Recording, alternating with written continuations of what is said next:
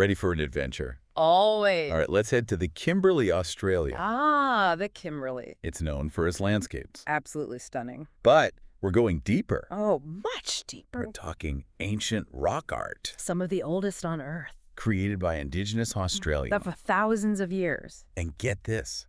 Scientists are using some really cool techniques to figure out just how old this art is. Like mud wasp nests. It's incredible. But first, let's set the stage. Right, the Kimberley. It's believed to be one of the first landing sites in Australia. Wow, really? Evidence suggests groups crossed by boat from Timor way back, about 60,000 years ago. 60,000 years. That is a long time ago. Imagine crossing the sea to a whole new continent back then. Unbelievable. And they didn't just survive, they created art. Incredible art. And so much of it. Hundreds of thousands of images, potentially. Scattered across this vast region. It's like a massive outdoor gallery. Showcasing a continuous artistic tradition stretching back millennia. It really is a remarkable record of their culture, their beliefs, and their stories. So where do we begin with a collection this massive? Well, we could start with one of the most fascinating styles, the Guion paintings. Guion. Sometimes called Bradshaws. These paintings depict human figures in incredible detail. I've seen some images. It's unbelievable the detail they have. They have headdresses, tassels, sashes. I even saw one with boomerangs. Exactly. And they're often in dynamic poses, running or dancing. Almost like snapshots in time. Precisely. And the techniques they used, really advanced for their time. I read they used fine brushes and specific pigments. Natural pigments, especially red ochre. The precision is just remarkable. It challenges our perceptions of early human art. And the age of these paintings is what's really mind-blowing. Some estimates put them at 50,000 years old. 50,000 years. The pyramids were built about 4,500 years ago, for context. Exactly. It really puts things in perspective. So what were these Guion artists trying to say? It's a question that's puzzled researchers for decades. Deciphering a visual language from a lost world. Some believe they depict rituals or ceremonies, maybe shamanistic practices. Others think they might hold clues to ancient spiritual beliefs. It's all open to interpretation, really. And there's also some controversy surrounding these paintings. Oh, like what? Well, for one, their age. Dating rock art must be pretty difficult. It is, especially when you're dealing with organic pigments that degrade over time. But the debate also extends to who created them. Who created them? You mean there's a question about indigenous Australians creating these paintings? There has been some speculation, mostly outside the mainstream scientific community, suggesting they were created by a different group. A different group that predated Aboriginal Australians. That's the theory, yes. And why do they think that? It's based on perceived stylistic differences between the Guion and other types of Kimberley rock art. So are we saying there's a chance Aboriginal Australians weren't the first artists in the Kimberley? While the origins of the Guion style are still being researched, Okay. the dominant view among archaeologists and most researchers is that they are the work of indigenous Australians. So we have this ancient and incredibly detailed art form, potentially dating back tens of thousands of years. Created most likely by the ancestors of modern-day Aboriginal Australians. It's an incredible chapter in the larger story of Kimberley rock art. Just one chapter, and there's so much more to explore. But before we move on, it's really important to acknowledge the cultural significance of these sites. For the indigenous people of the Kimberley, absolutely. These paintings aren't just images. They're a profound connection to their heritage and ancestry. They're sacred places, embodying a rich cultural heritage, and we need to approach them with respect and sensitivity. Well said. Now on to another chapter. The Wandjina paintings. Wandjina. What makes these so unique? Well, they're striking in a very different way. Okay. They're much more recent than the Guion. More recent? How recent? Only about 4,000 years old. Oh, wow, still very old. But what makes them truly fascinating is that they represent a tradition that's still alive today. Still alive? You mean people are still creating them? In a sense, yes. The Wandjina paintings depict ancestral creator beings, also called Wandjina. Wandjina. And they continue to be an integral part of the spiritual beliefs of many indigenous groups in the Kimberley today. So they're not just representations of the past, but actively connected to the present. Exactly. And the paintings themselves are quite distinctive. What do they look like? The figures are usually painted in white, black, and ochre. They have large, round eyes, Okay. often surrounded by a halo-like headdress. and a prominent nose. Interesting. But one of the most striking features is that they don't have mouths. No mouths. Why is that? There are a few interpretations. Oh, Some believe it symbolizes their spiritual power, I see. that they can communicate without words. Others suggest it signifies their connection to the realm of dreams and visions. Fascinating. And you mentioned these paintings are still being refreshed? Yes, refreshed. What does that mean exactly? Indigenous custodians, often senior members of the community, periodically repaint the Wandjina figures. Repaint them! It renews their spiritual potency and ensures their stories are passed down. So it's about maintaining a spiritual connection. Absolutely. And it really highlights the living nature of this tradition. It's more than just preserving the art. It's about keeping that connection alive. Exactly. The rock art isn't just decoration. It's woven into their culture, their identity. Their relationship with the land. You've got it. This feels like a good place to pause for part one. We've introduced two iconic styles, Guinan and Wandjina. and we've touched on the profound cultural significance of Kimberley rock art. We've only just scratched the surface. There's so much more to uncover. Much more. Yeah. Back to the Kimberley. It is mind-blowing thinking about art older than the pyramids. It really is. We've only just touched on the Guinan, and Wandjina. Just a glimpse. What other stories do these paintings tell? Well, the Guinan and Wandjina, they're iconic. Absolutely. But they're just a fraction of the diversity in Kimberley rock art. So much more to discover. Oh, absolutely. The Kimberley's like this massive visual library. A library of images. Images spanning thousands of years, capturing glimpses of different eras. Different eras. Artistic trends, cultural shifts. You mentioned animals in your research. Oh, the animals? Yes. It's not just kangaroos and emus. There's a whole menagerie. Fish, birds, reptiles. Even extinct megafauna. Like the thylacoleo, a marsupial lion. Imagine seeing a painting of one created by someone who actually saw it. Incredible. These animal depictions give us a look into their world. Their beliefs, their relationship with the environment. Exactly. It speaks volumes about their connection to nature. Not just spiritual, practical too. Their survival depended on understanding these animals, their behavior, their role in the ecosystem. And the art gives clues about their hunting practices. Hunting scenes, weapons, strategies. It's like looking into their daily lives. We think of art as aesthetic. But here it's so clearly intertwined with their survival. And their cultural practices. It's visual storytelling, Yep. transmitting knowledge, preserving memory. Speaking of storytelling, Yes. I'm curious how these paintings connect to Dreamtime stories. Can you explain the Dreamtime?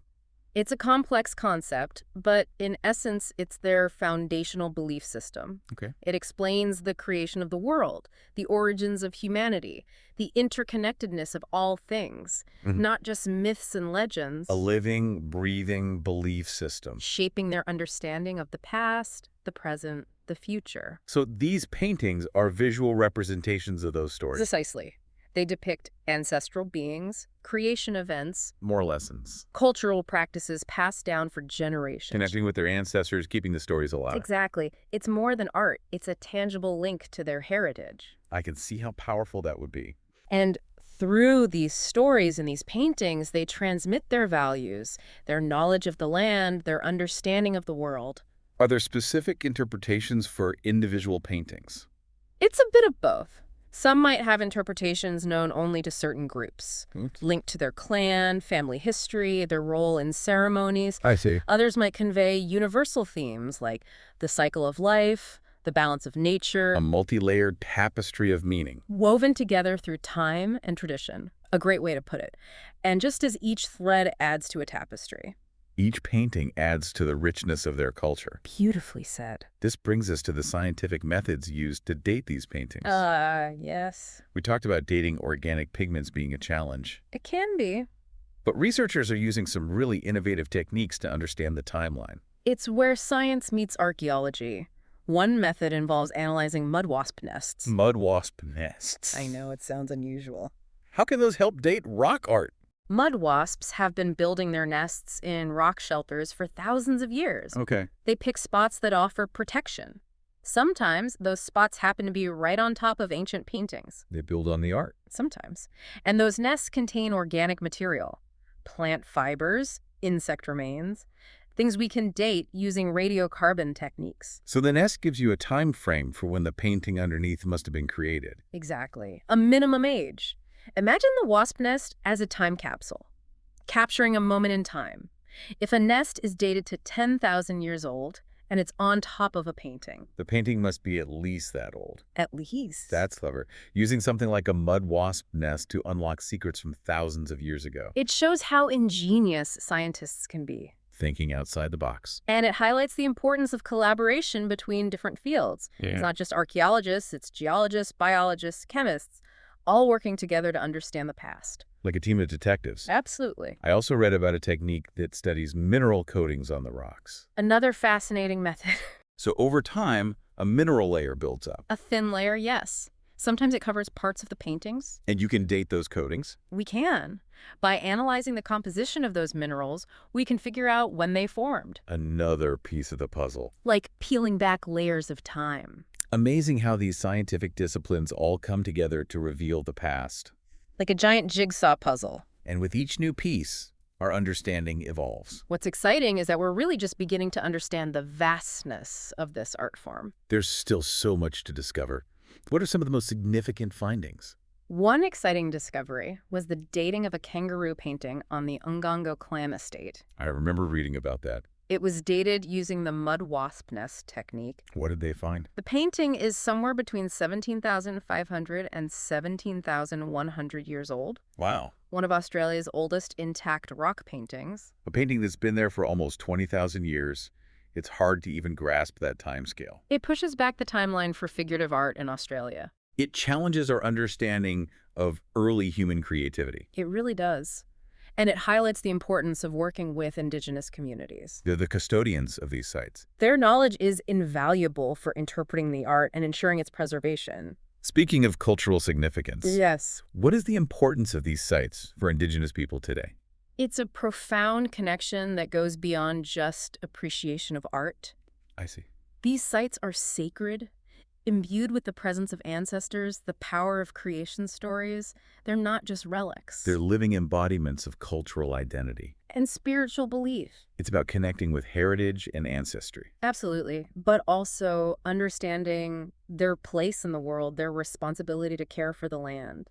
It's a holistic view. Recognizing the interconnectedness of all things. Exactly. The past, present, future, the land, the people, the stories, all woven together. It sounds like a beautiful way of seeing the world. It is. I can see why these paintings would be cherished and protected. They are. But preserving these sites is a challenge. A big challenge. What are the biggest threats? They're vulnerable to both natural forces and human impact. Like what? Weathering, erosion, Okay. vandalism, even development and climate change. Imagine a wildfire or a severe storm. The damage it could do.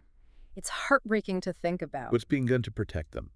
There are people and organizations dedicated to protecting these sites. That's good to hear. What are they doing? Collaboration with Indigenous communities is key.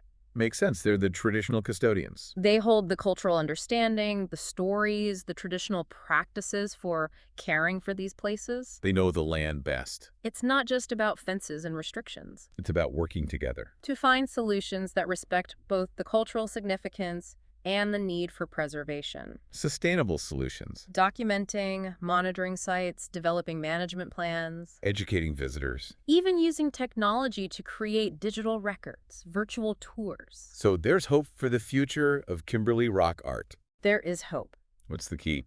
Recognizing the value of these sites, not just as art, but as cultural treasures. A vital part of history. A reminder of the power of human creativity and cultural resilience. I read that there's been talk of a UNESCO World Heritage listing. It's been discussed, yes. It would be a perfect fit, given their global significance. And there have been efforts to secure that recognition. Was that a real possibility? What would it mean for preservation? It's definitely possible. Good. World Heritage status would not only highlight the importance of these sites globally, But it would also provide more resources and support for protection, raise awareness about their cultural significance. That would be amazing. It would. Welcome back. I'm still processing everything we've talked about. It's a lot to take in. We've time traveled, Through art. explored amazing styles, One Gina. and even mud wasp nests. Who knew those could be so important for dating rock art? It's incredible. It really shows how these paintings are a bridge between past and present. connecting us to human creativity from tens of thousands of years ago. And its very origins.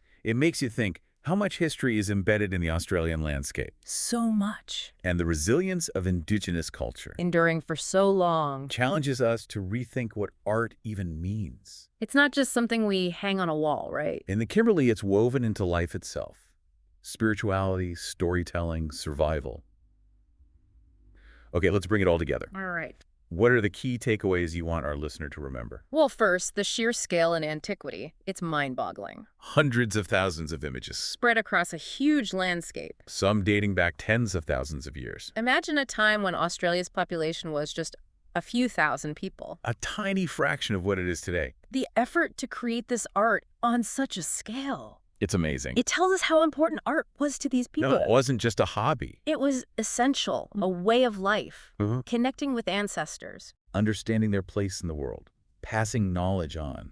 And it reminds us that creating art is a fundamental human instinct, something that goes beyond time or culture. Whether it's a cave painting or a modern sculpture. We have this need to express ourselves, to leave a mark, to connect to something bigger. I'm also struck by the diversity of styles and themes. Absolutely. From Guyon figures. To the powerful Wangina. Each one offers a unique glimpse into a different time. And don't forget the animals. The incredible array of animals. Kangaroos, emus. And extinct creatures like the Thylacolea. It's like a visual record of the changing environment and the complex relationship between humans and the natural world. Like a visual encyclopedia of Australia over millennia. It shows the deep knowledge Indigenous Australians had of their environment, Not just living in it, but connected to it. observing its rhythms, Learning from it. honoring its power. And that connection to the land is perhaps the most important takeaway. More than just pretty pictures. Kimberley rock art represents a living connection To ancestors, to beliefs and traditions that continue to shape Indigenous identity today. these aren't just archaeological sites. They're sacred places, full of meaning for the communities who are their custodian, I have to approach them with respect. recognizing their importance for the past, the present, and the future. It means we need to work together to protect these treasures. Indigenous communities, archaeologists, scientists, policymakers. Now working together. To ensure Kimberley rock art continues to inspire and educate. This deep dive has done what we set out to do. It has. Give our listeners a deeper understanding of this incredible art. We went beyond just looking at images. We explored the history, the techniques, the symbolism, The cultural significance. and I think we've sparked some curiosity. Hopefully. These ancient paintings make us think about the past, the mysteries, the beauty of human culture. Our own place in the vastness of time. So as we wrap up this journey, A journey through time. here's something to think about. A question to ponder. What other stories are hidden within these paintings? Waiting to be discovered. What can we learn from the artists who created them? About our relationship with the land, the importance of stories, the power of heritage. Let's be inspired to look closer at the world around us. Listen to the voices of the past. Honor the connection between art, culture, and the human spirit. Thank you for joining us on this exploration. Keep exploring, keep questioning, and keep seeking out the stories that connect us all.